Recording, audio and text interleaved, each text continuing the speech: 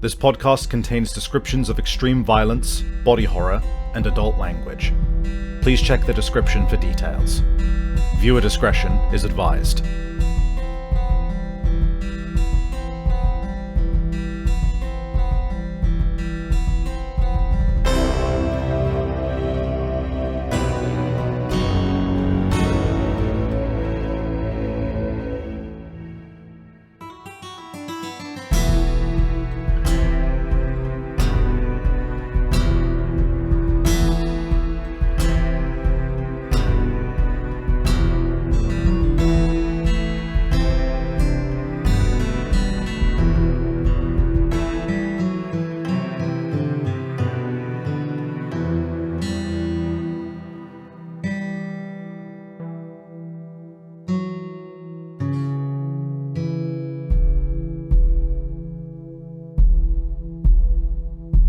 You walk out, and you have some time left. This one did not take you long at all. You know that there is a little scrap going on between Riza and Luke, which is in this part of the city. I do, and Vex, well, as stated, she doesn't have a big fancy TV for her entertainment. In this city, you kind of got to take it where you can get it, and she likes watching fights well enough. She's seen plenty over the years, so watching a more structured one, yeah, sounds like a good time. She'll start heading in that direction. Right. And do you have any favor at the moment? I do, yes. Yes, because I think I should have given you some from last session as well, just for... Yeah, I've got two right now. Right, yeah, so, I may as well spell out your other options here as well. So you can go to this fight between Riza and Luke, and you can, if you want, you can even bet some of your favor and see if you maybe double your money. If not, you can just watch it, and it's basically just going to be a way for you to kind of scope out who wins and what they're about, because who knows, you might end up having to fight these guys at some point, and that's always useful information. You make your way to a portion of the Section C territory, which is fairly notable for essentially being used as an improv drag strip, like for drag racing, all of that kind of thing. Loads of motorbikers and that kind of thing often end up in this particular part of Section C. For that reason, it's kind of garnered this reputation as being a place where you can mostly have some crossover between the gangs. The territory lines are fairly harsh, as you saw with Elizabeth being out of her element in just a few days ago. But this particular part, you know that so long as like somebody is actually going to an event on this drag strip and there is like, you know, nothing funny going on, occasionally Foundling Creed have been found in this area, but it's very tense whenever that is happening.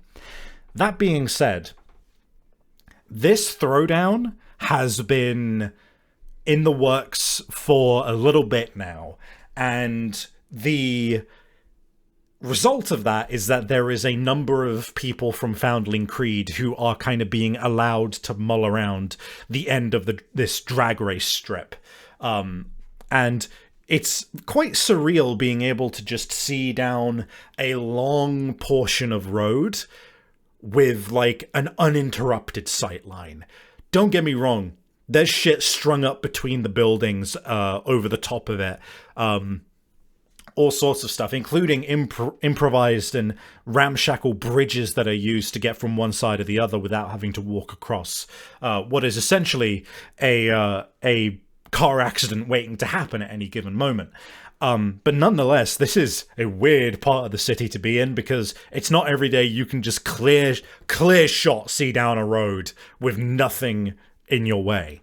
And sure enough, everybody's gathering here. You've got people with weird fucking like extra limbs, tails, animal features, And even like really weird shit which doesn't even resemble animals, like strange colonies of fucking like almost three-headed worm creatures coming out of shoulders and eyes just fucking planted all over their body, or even in some cases just what looks to be just very simple stuff where somebody has essentially bleached their entire skin into a new color, or has their skin color essentially doing patterns which would like be resembling almost a reptilian look, but in Technicolor rainbows. And meanwhile, with the Creed, you see everyone's hooting and hollering. They've obviously got all their own tattoos. Some of them have got mutations of their own, which is few and far between. But more than anything, everyone here is strapped to the teeth with guns, weaponry, all that kind of thing. None of them are trusting anyone as far as they can throw them. And there's this immediate rowdy and like explosive atmosphere to this place. It's in stark contrast to what you were just seeing in the Golden Trace.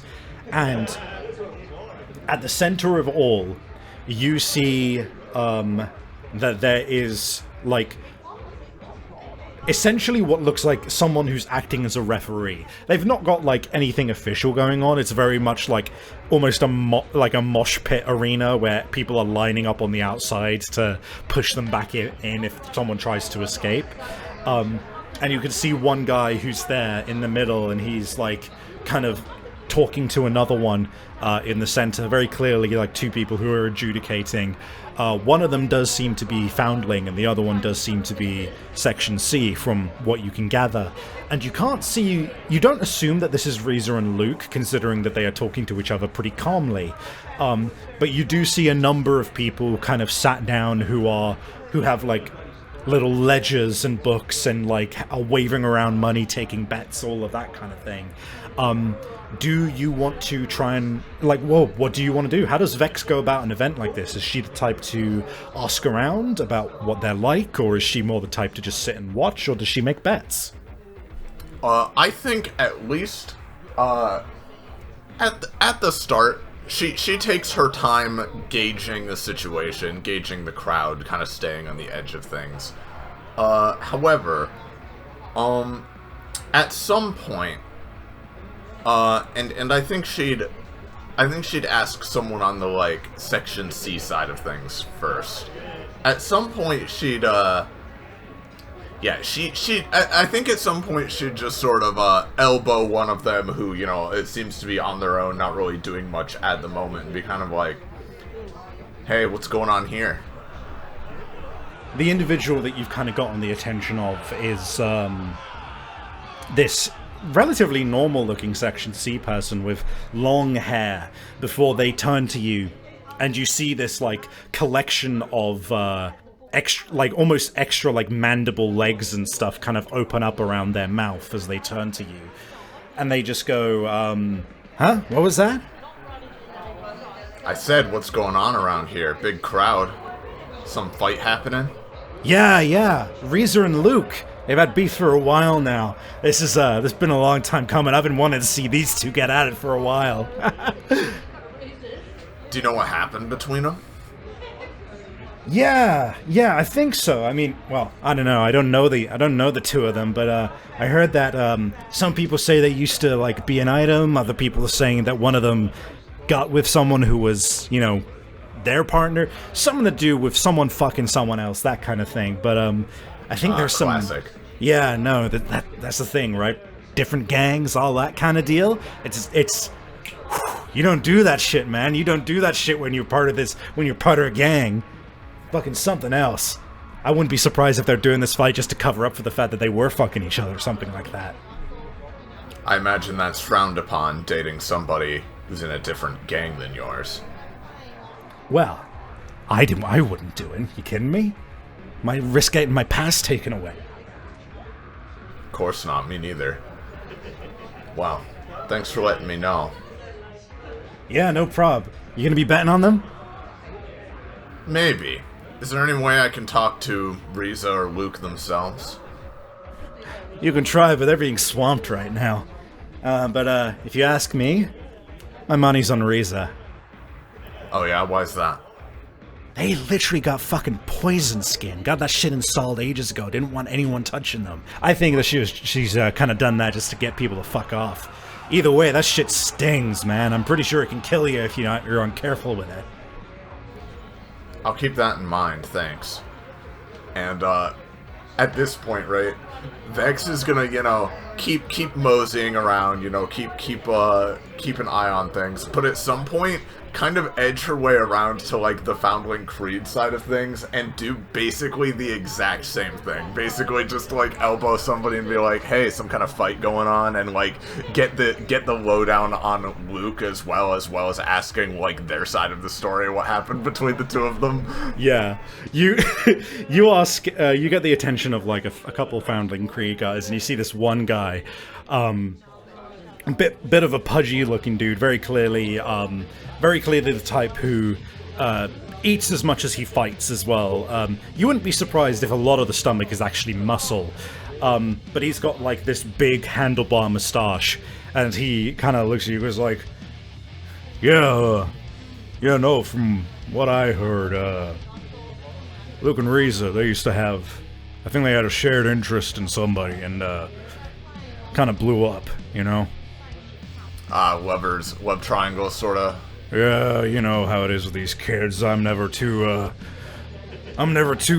impressed whenever this shit happens, but then again, I'm not gonna stop myself from watching them.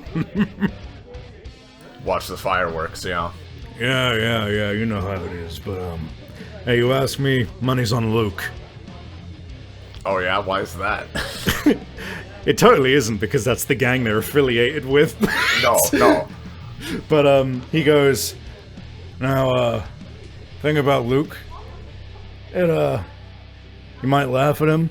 Guy pretty much just uses a shovel as a weapon, but, I ain't seen anyone else, use one like he does. It's, not even a real weapon, and he knows how to use that thing. Oh yeah? Just a shovel, huh? And doesn't have anything else on, anything fancy? Don't underestimate somebody who knows how to use something like that in the right way. Still a stick with a metal thing at the end. Pretty much what every weapon boils down to, huh? Oh, believe me, I don't underestimate that style at all. So Sav, my brain dead idea, right? Which, maybe I won't do it. I'm just thinking right now. My brain dead idea involves talking to Riza and Luke to tell them stuff. But if I can't get there, then that's fine. No, I reckon you can. You just have to. This is going to be why it's taking time to be at this event, basically, is trying to get your way over to them. Are you going to try and maybe fix the match somehow? Is that what you're going for? So, yes, but in a very specific way. Right. So alright, so first, I think I'll find Luke first, right? So, what she's gonna do, right? Because I imagine, they're surrounded by all kinds of dudes hyping them up, and, they're talking about all kinds of things, I'm sure. But Vex is gonna make her way over them and do something that she usually never does, which is, she's not, like, shouting it or anything, but she's gonna be, like, murmuring to people, like, make way for Vex, I'm a dredge, make way for the dredge, like, sort of shit. Like, to kind of, like, just clear a path to Luke, but also she's trying not to. She's doing this in a specific way, right? She is doing this specifically, like, when she's not trying to draw everyone's attention to herself. Just get a minute with like Luke one-on-one for just a minute, right? Like, she doesn't want everybody to know that she's on this side and doing this. Right, yeah, you eventually push your way through the crowd, and there's this moment where you're, like, unsure who you're meant to be talking to, because, like, everyone's crowded around this one person, or, like, a couple of people, but, like, you, for a moment, you register, like, oh, it must be this guy, who, like, is fairly striking looking. But a moment later, you realize that the person holding the shovel is this really unassuming looking guy. Really, if you didn't know that this event was including Luke and that you knew that he wielded a shovel as a weapon, you would pass this guy in an instant and not think about him. He's just like this regular, bulkier than average man, but otherwise completely no attention-grabbing aspects to him. It's kind of underwhelming, almost. He is a man with a shovel, and that's... Yeah, and that's that's all there is to say, literally it. And, but you kind of go up to him, and, you kind of hear one of his friends, like, kind of, like, slap his chest a little bit and just go, like, your little spat's got one of the dredge's attention, huh? Hey, check it out, and kind of beckons you over. And he kind of looks up at you, and he just very, very blandly is just like, you're a dredge, huh? Yeah, name's Vex. Mind if I have a second? Yeah, sure. I ain't fighting yet. She, she's not beckoning him, like, fully away from all of his friends, but just, like, hey, turn towards me, like, little gesture, and, like, pulls him slightly aside. So, I'm not gonna go into all the details, right? And you don't need to either, but, I've heard some intel on this Riza chick. How much do you know about what she's got? Oh, I know plenty. It's why I know I'm gonna win. She's got poison skin, but, well, I got the range advantage. He holds up his shovel. And that's good, that's good. She, like, leans in, like, very seriously. And I'm not underestimating you in the slightest, right? But, I'm gonna pass you a little information, and I'm gonna do it for free, right? I've had dealings with this Riza in the past, and I've heard rumors, heard information about her, and, well, I'm rooting for you, I'll put it that way. Which is why I want to tell you a little rumor I heard about her that might give you an advantage. If you want to hear it, of course. Yeah, he leans in, he's like, yeah, anything. So, something about her poison skin, right? It's certainly deadly and certainly effective, don't get me wrong. But from what I've heard from over on the Section C side of things, it's come with one potential drawback that they're trying to make sure that she watches out for, right? See, when they were applying the poison skin, when she was first getting it integrated, I guess, something with the procedure went a bit wrong, made her lose a lot of her eyesight in her left eye, right? So that means that her left side kind of acts like a blind spot. So, if you can aim for the left side and stay to that side, wow, that might give you the fraction of a second you need. He kind of nods and, can you make me a roll, please? Yes. Please, Vex. Oh, yes, yes. For a second, you have this moment where you're just like, fuck, if this Luke guy was, like, actually someone who gave a fuck. If he was actually in a relationship with Riza and he wasn't a douche, he might fucking know this is bullshit. Yep. But thankfully, he just nods along like an idiot, and he's just like, yeah, that makes sense. And he seems to be willing to trust your word just by virtue of the fact that you're a dredge, right? And he doesn't see anything wrong with what's going on here, and you can only gather that for one reason or another, that totally doesn't, like, conflict of any info that he has, which is good for you, because I'm assuming you're setting up Luke for failure here.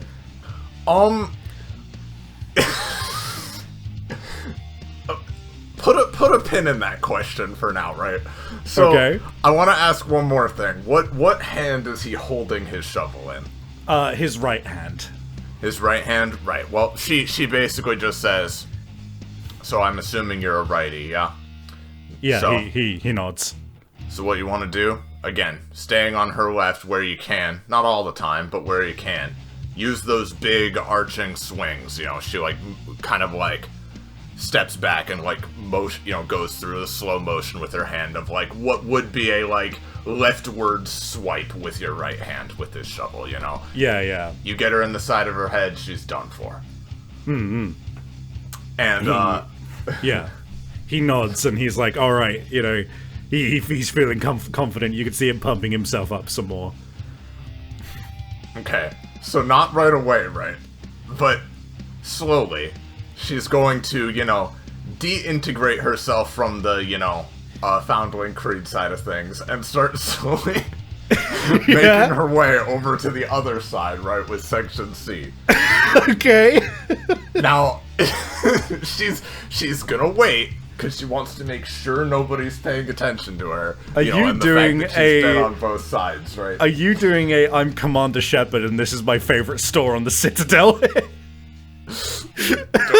I don't know Mass Effect, but a little bit, I believe, yes. So, all right. When I can, right, she's gonna, again, not trying to attract too much attention, but try to find where she thinks Riza is and be like, I'm a dredge, I'm back, make way real quick, You this time see that they are notably more interesting visually than Luke. They are covered in these patterned blue rings on their skin. Like, not randomly, but like in such a way that it's like stylish, right? So these rings like going up her arms, and like then a frog. Or like the blue ringed octopus, if you've ever seen those. Oh, yeah, no, that's true. Yeah, those kind of blue rings, and you see them, like, under her eyes and everything. It looks like she specifically requested them to actually, like, have a cool pattern to them or whatever. And you can see that on her arms are these clawed gauntlets, which are seemingly designed to open up just, like, big lacerations, you imagine, to help with applying poison to somebody. It sure is, like, somebody who looks like a fucking straight-up predator versus a dude with a shovel. By the way, pretty androgynous looking, but is pretty much by virtue of, like, her frame is just very, like, slight, very short, very, she does not have the range advantage. She is more deadly, and you could immediately see if she gets in close, they are absolutely going to be able to take down Luke, but there is actually not that much of a bad idea on betting on Luke, considering he does have the range. Yeah, I mean, it's the difference between, like, small person, but if they get in, they can do some damage, versus big dude with shovel can cave in the head of a small person. Yeah. Well, Vex, when she has a second, steps forward towards Riza, kind of raises a hand. Hey, Riza. Oh, yeah, hey. You're the dredge that's been hovering around. Yeah, I just heard a big brawl was happening, couldn't help but be interested. Particularly since, I know one of the participants pretty well. Yeah, you know Luke? They immediately narrow their eyes. You could say I've had dealings with him in the past, yeah. She immediately folds her arms and just goes like, why are you talking to me then? Well, she kind of like steps just a bit forward and leans in. Well, I mean, you know Luke, right? We both know he's a sack of bricks. Yeah, that's an understatement of the century. Alright, you got me interested. What do you want? I just wanted to pass along some free advice. Go on. She raises her arms a bit. It's not like I don't have an ulterior motive. I put a bet on you, of course. But, hey, I assume you're not gonna turn down some, inside intel. She just leans in. You know him, I imagine, decently well. More than I'd like to say. Right. Wow. I'm sorry, just kidding. Yeah. Well, here's something I'm pretty sure you don't know, because I've been hovering around over on that side too, and I'll be honest, they're all pretty confident because they're all pretty sure you don't know this. And well, I'm a believer in fair fights, so figured I'd even the playing field a little bit in our favor, yeah? Mm-hmm. Thing is, right, that big shovel of his, he uses it in his right hand, and obviously that's because he's right-handed. But there's another reason behind that, too. See, it's something with his left eye. And she basically... she leans in. Something about Luke's left eye, he got it in an accident when he was younger, right? His vision in that eye, little bit blurry, not on the best side, which means that's going to be where your opening is. See, I know about your fancy mutation too, and that means if you can get in close, it's over. And that's going to be the fraction of a second that makes the difference. Alright. Get what I'm saying? I'm going to ask you at this point, what are you trying to do? Savvy, I'll tell you. I'm trying. Vex is trying to make this the funniest fight that anybody has ever seen. That is her only agenda. Oh my fucking god. Okay. Okay, that's gonna make one thing really interesting. I'm not making any bets. I have no stake in who wins this. It's gonna be real funny though, isn't it? Oh my god. Okay. So... Sure. What we're gonna do is... I should make a roll, but yeah. Fuck it, go ahead. But this is so low stakes here. Oh, it's not very good, but hopefully she buys it anyway. Oh, fuck. I'm gonna say this. I'm gonna make it so that their critical failure chances are, like, one number higher, basically. Mm-hmm.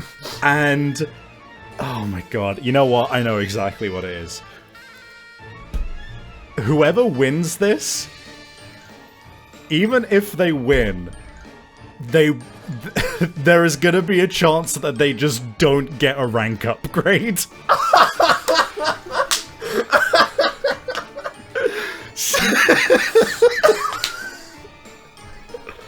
Oh, fucking hell. Right, let's... and let me tell you right now, right? So she tells Riza this, and, you know, she reacts however she does. You can say that if you want, right? Yeah. But afterwards, Vex then, like, fully separates herself from the crowd and, like, goes up one of the nearby buildings on, like, the side, like, up to one of the, like, bridges, right? And just gets a good vantage point away from the hubbub and just sits back and is ready to see the funniest shit she's ever seen in her life of what will presumably be two people, Dark Souls, strafing around each other in a circle trying to find the opening that they are also trying to avoid by virtue of what they're doing. Okay, right. If this is like a fucking...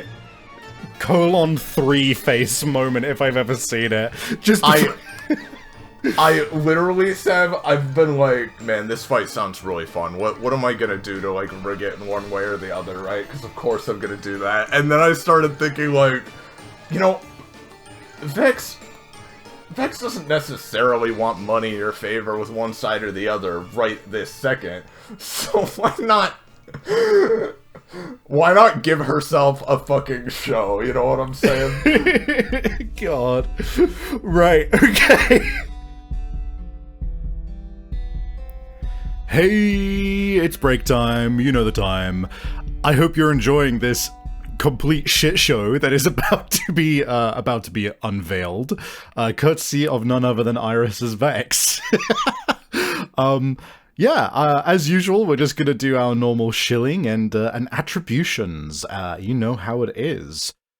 So, if you'd like to support the show, you can do so over on patreon.com/eternal_savvy.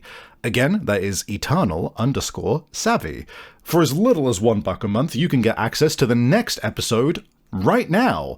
And if you want to throw a couple extra bucks my way, then that's super cool of you and will be really appreciated. But even the smallest amount of $1 will get you that episode no matter what. Also, if you do fan art of the show, or if you just want to talk about it, then go ahead and tag me on Blue Sky. That is the same tag of Eternal_Savvy. I am also Eternal_Savvy over on Twitch, where I stream semi-regularly. We do art streams, video game streams, a little bit of everything, just depends on what I'm feeling. And you can also support me on Ko-Fi if you prefer to do it that way, though I don't have any of the rewards set up there. And if you want to support the show but you can't do so financially, then if you're listening to this on YouTube, go ahead and throw a comment down in the comment section, give it a like, subscribe to the channel, all that good stuff. And if you're listening to this on one of the RSS feed type apps like Apple Podcasts or Spotify, anything of the sort, then go ahead and rate the show. It is a massive help and boosts its discoverability, all of that jazz. And last of all, a number of characters in the show were created using prompts from my fans. And today it is none other than resident Chucklefuck's Luke Dover, who was prompted by Dark Destiny 1010, and Riza Aoi, who was given to me by an anonymous contributor. Thank you so much for that. And with that, let's get back to the episode and see how this nonsense shakes down. I'll see you next time. Bye-bye. So, let's do some fucking rolls. You sit down, you see as the fight starts, and they start circling each other, both of them trying to get on each other's left side to get a strike in very clearly. And what I'm gonna do is I'm gonna do 3 rolls for each of them and basically compare them, right? But as I said, their critical failure chances are higher. And real quick, I hope this is fun. I hope I haven't ruined your cool thing or anything. No, I hope this is funny. Dude, are you kidding me? These are fucking goon level people. It's fine. Yeah. Dude, one of them is a dude with a shovel. So, here come the 3d10 for Luke.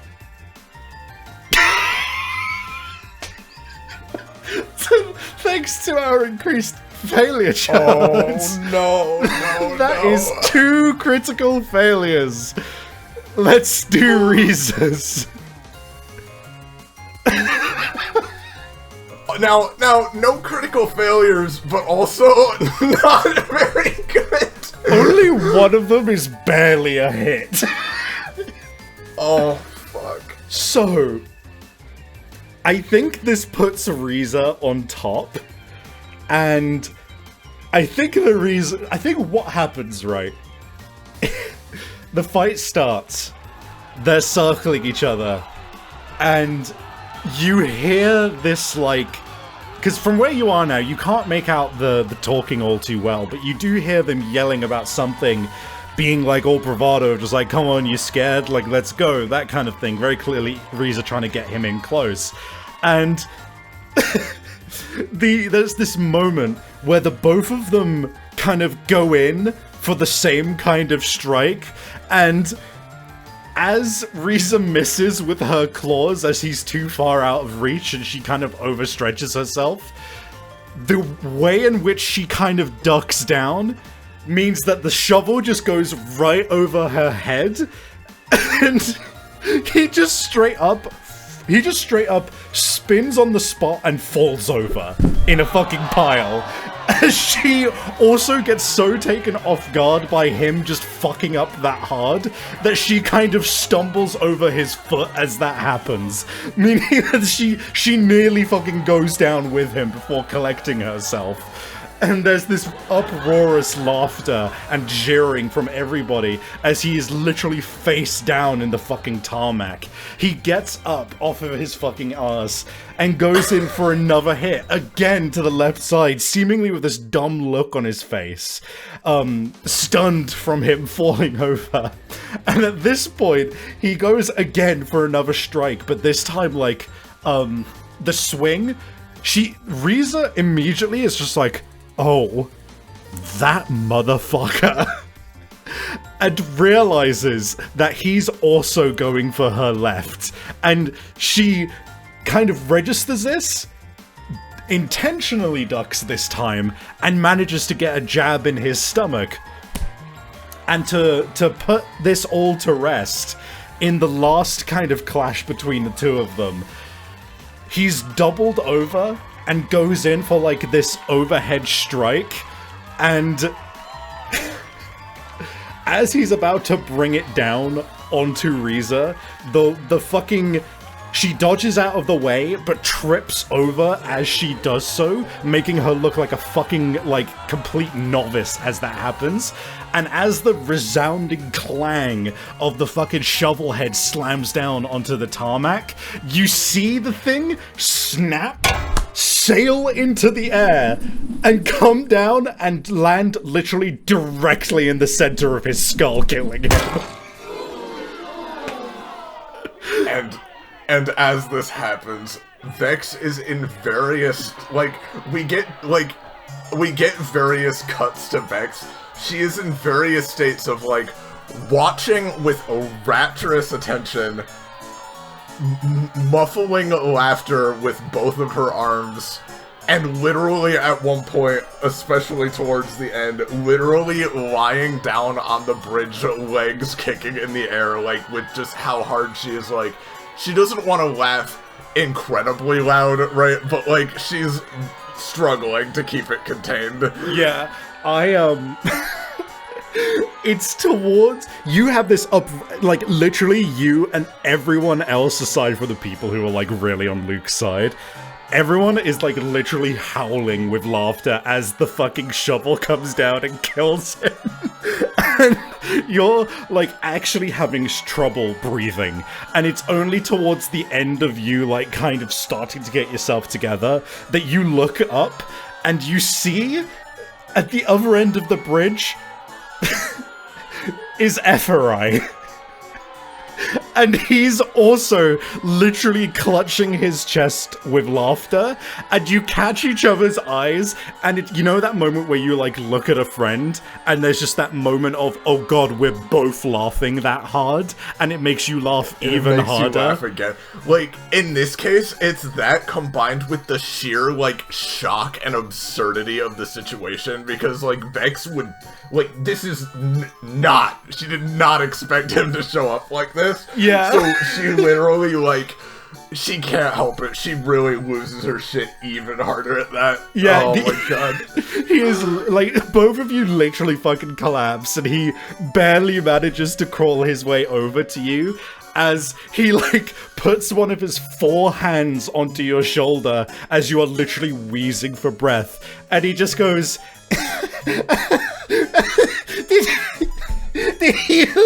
Did you orchestrate this? Was that you? I might have had something to do with it. Oh, I knew it was you. I can hear it from up here. She's dry heaving a little bit, but he sees her her survival instinct starting to kick in over the fun, and she's catching her breath and desperately says okay, this is great, but we need to get out of here. We need to get somewhere quieter.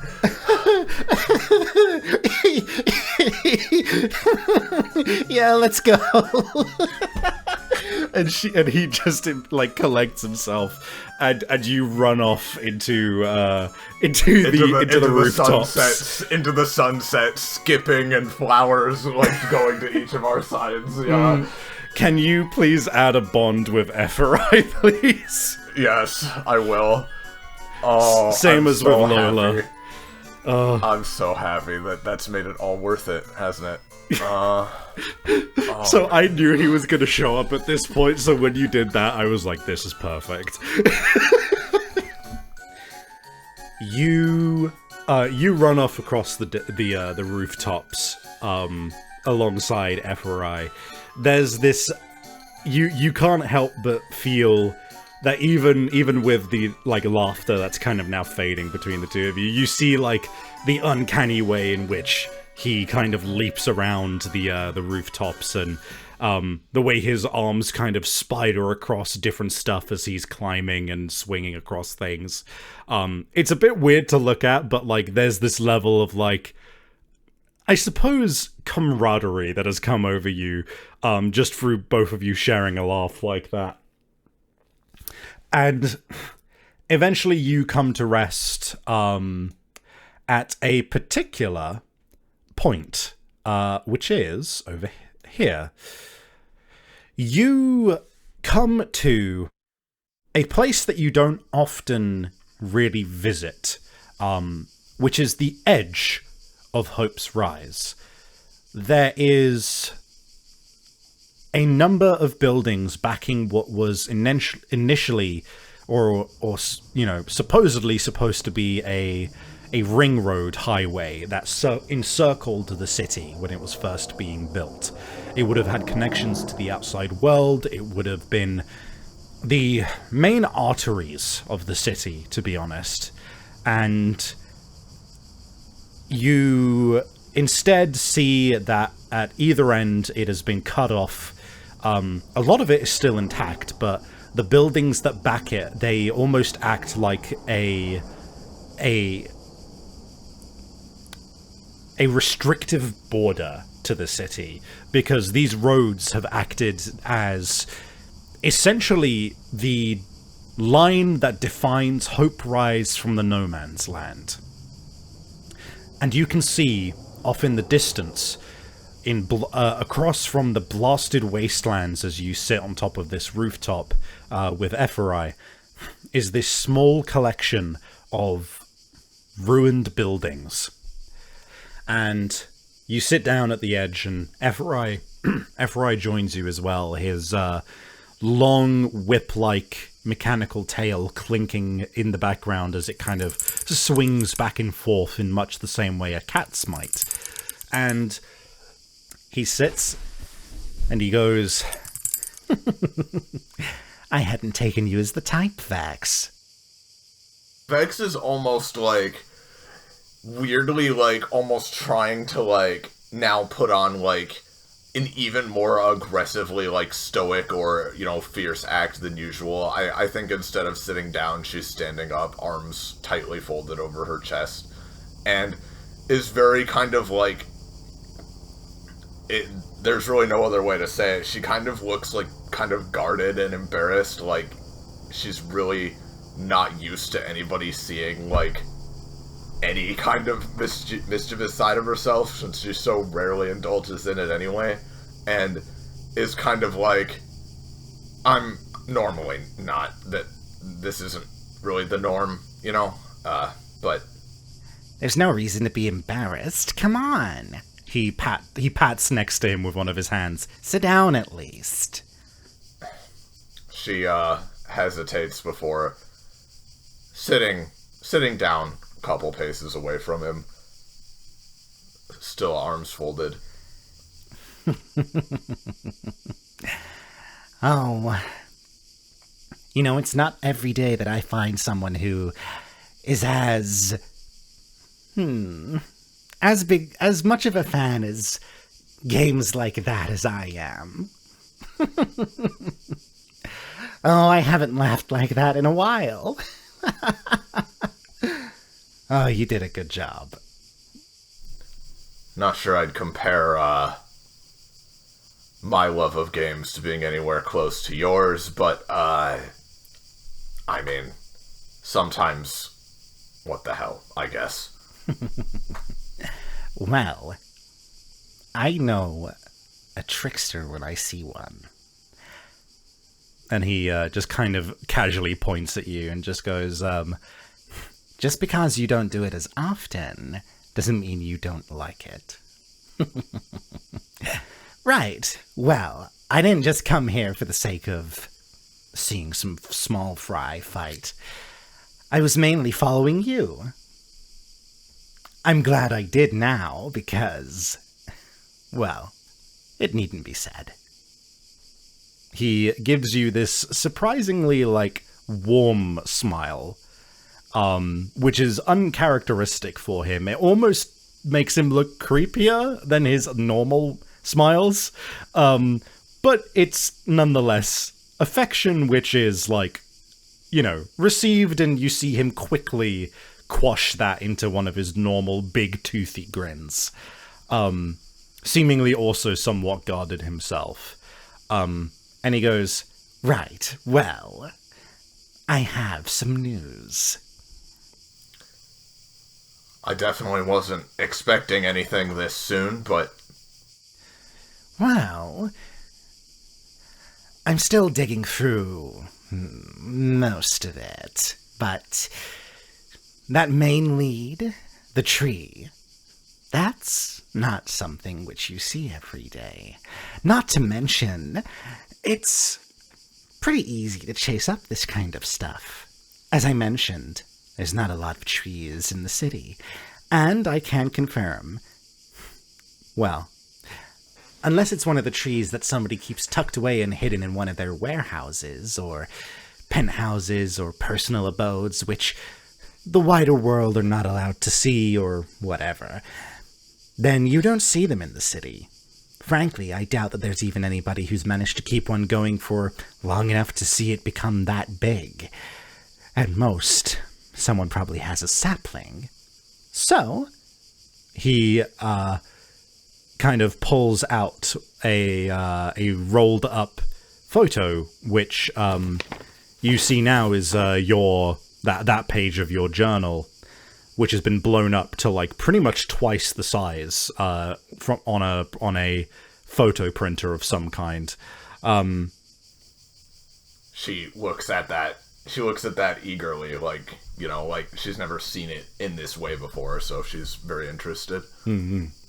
He kind of opens it up and goes, There's a couple of things which I managed to note when I got this photo printed.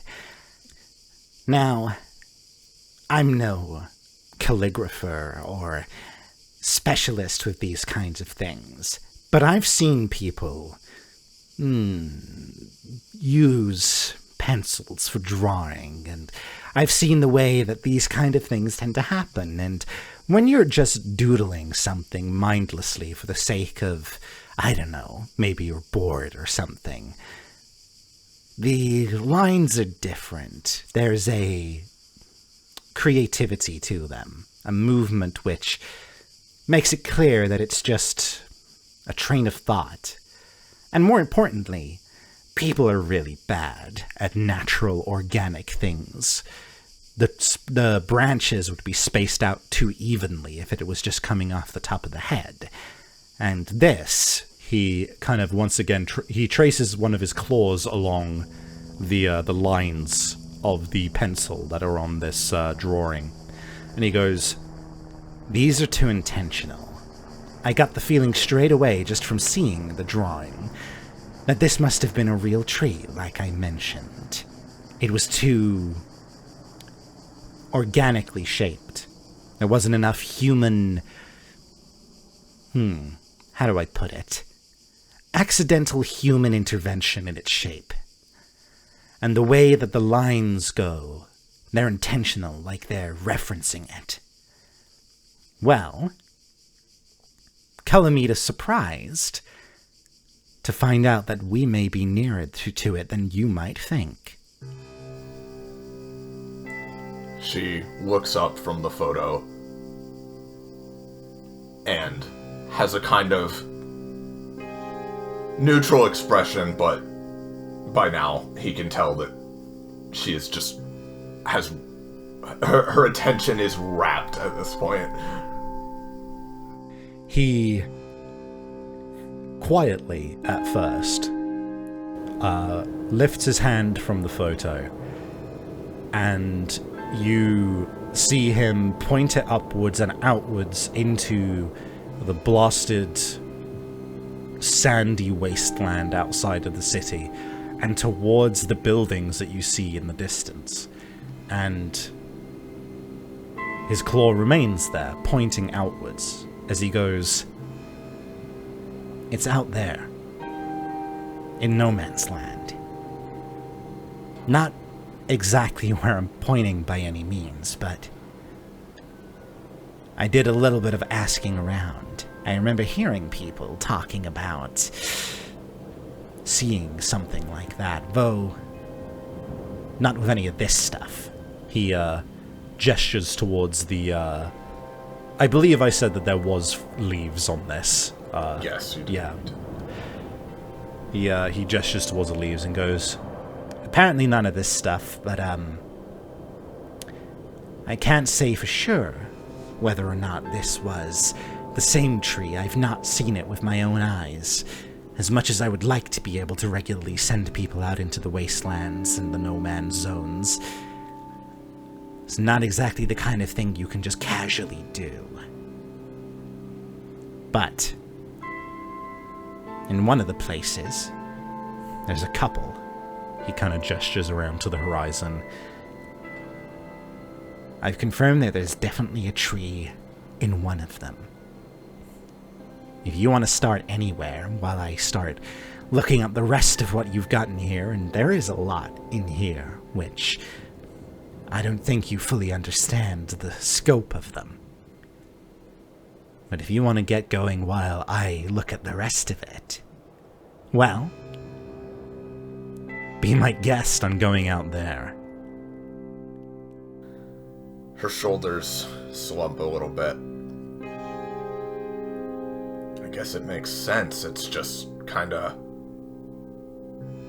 I mean, it's kind of unbelievable, to be honest. I mean, I want to think that, you know, it's the same tree and that this is something, but if it's out in the no man's land, I mean, it's not a small trip. Certainly not. What are the specific places you've heard about, I guess?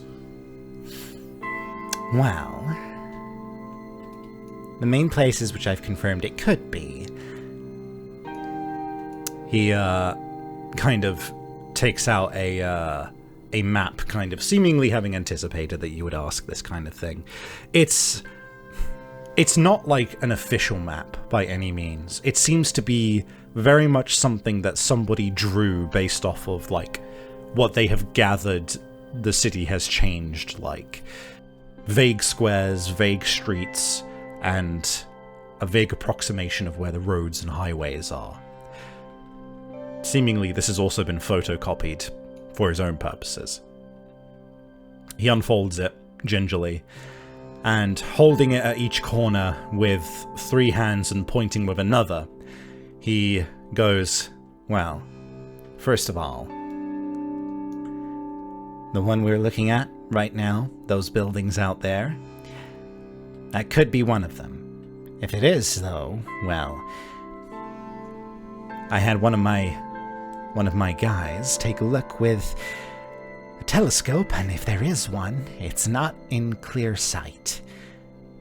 If anything, it might be behind one of the buildings, but if you were to ask me, those buildings in particular that we see right now, probably the lowest chances. Next up, collector territory. Those are the power plants. There's a lot that goes on there, and I've heard people talk about it that used to work up there before the collectors got their hands on it, and it's entirely possible that maybe it was a tree there before collectors got their hands on it, and, well, you know them. Something like legitimate wood that goes for money. But maybe you'll find a stump. If it is there at all, that is. Next up, to the west. Tiny place, basically a shack. Single building that got left alone by any kind of attacks or bombings from the outside world. Still a working phone out there, as we all know. Well, those of us who are well informed. That being said, I'd be surprised if anything has survived beyond that one building, but you never know, right? And the other one, down here, southwest. That place is Well, it's certainly the biggest outcropping we've got outside of the city in the no man's land. There's actually activity that happens there. From what I hear, the place is a death trap. One of the last places where any of our gangs like to test their mettle against, well, the very few military troopers from the outside world that they've got stationed there. They try and keep an eye on us, and, well, we go out there and we try and take them down. Not exactly a place where someone who's aiming to live goes. That or you're stupid. But, hey, I suppose even life can bloom on a battlefield, right? And those are the leads I've got. You can take your pick on which ones you go for. Vex is kind of looking down at the map, breathing very evenly. Well, that's great, isn't it? She kind of groans and pushes the map away. The places you've got leads on are places either nobody goes or places it'd be suicide to try going. How the fuck am I supposed to just run out and check those places out? Hey, don't shoot the messenger. You're the one that has the weird tree drawing in a journal. I'm not shooting the messenger. I'm just... She stands up and kind of looks out at the ruins. The more time that goes on, the more I think that it makes sense that wherever I came from, maybe it is from outside the city, or at the very least a very different kind of city than this one is now. But, I mean, I don't know anything about the outside. I don't even know what these ruins are that you're pointing me to, for the most part. And I mean, maybe I'd find something there, but I just as easily could get myself killed. Listen, life's worth living. God knows I know that. And I'm not one to get all philosophical, but you either live in this city and die all the same, or you can go out with a bang. She kind of glares, like, not angrily, but just kind of unpleasantly at that notion. He immediately giggles, just tickled pink by that look, is just like... Well, not everybody's philosophies in life are going to match up with each other. That being said, he kind of pops up on his very long digitigrade legs and looks down at you and goes, there's still more to be found. And besides, if you ask me, I don't think anyone from the outside world could become a dredge. You've got to be born and raised here, understand things from, a citizen's perspective. People from the outside tend to die, and quick, too. I've made sure of it a number of times myself. Yeah, you're probably right. But, for all your talk about going out with a bang, I don't suppose you're willing to come with me to check out these places, or send me any help. Yeah, I didn't think so. Oh, you really know how to make me laugh. So, what am I supposed to do then? What do you suggest? Well, it's not my specialty, and I've still got my job to do. But hey, we aren't the only dredge in the city. Maybe there's someone who specializes in, I don't know, crawling around in the filthy sewers, finding weird paths, maze-like and deep, that we have no clue about. Her face immediately takes on like a third degree, just like far distant expression for a moment before she kind of shakes her head. Yeah, hopefully not them, but... Oh, I don't please, know, I was talking about Nyx, not that little rat. Oh, gotcha. Right. Sorry, I'd sooner tear that thing apart than... Well, let's just say I'd like to get my teeth around him at some point. Oh, do you? I don't know where that thing's been, but... I've put my tongue in stranger places before. Okay, I don't need to hear about that, thanks. I don't know. You're right, I could ask. It just feels weird, it feels weird asking for help from another dredge. You don't have to ask for a dredge's help when you can pay for it. I'll look into it. I'm sure you will. She kind of looks up at him again. I'll look into it and, I'll see if I can give you another good laugh as I run around out there finding nothing, because there's probably nothing to find.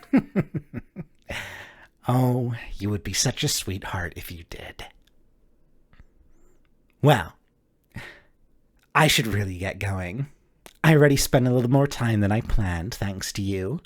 Not that I'm unhappy about it. You take care now. Try not to get yourself blown up.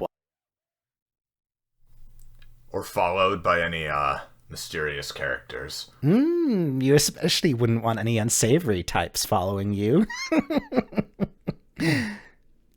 Adios, Vex. See ya. He, scarpers off as you hear the patter of his, the surprisingly quiet pitter-patter of his large cat-like, legs, taking him off into the distance. You look out over to the horizon, and what would you say is the last kind of major thoughts that play across Vex's mind as the sun starts to come close to setting? She kind of paces back and forth on the roof for a few minutes. Her, of course, less recent memories unavailable to her, always refusing to yield themselves, but her more recent memories too are uncooperative. They're a jumble of feelings and thoughts and conflicting desires, and she keeps coming back to just stare out at the ruins. Just some half-buried, just scraps of buildings. Who knows what they were even going to be used for or what's even out there, but that not knowing, just like with what she's forgotten, it's like an itch she can't scratch. She more angrily paces back and forth. She kicks the side of some metal air conditioning unit, growling frustratedly.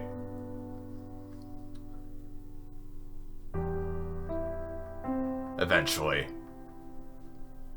she'd make her way home. And as you walk back, the question lingers over you like a sword of Damocles. Are you even from Hope's Rise?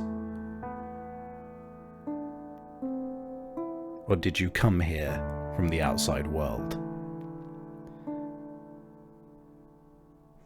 And that weighs heavy on you as you arrive back home to the rather unsavory sight of brimstone waiting outside your door once again.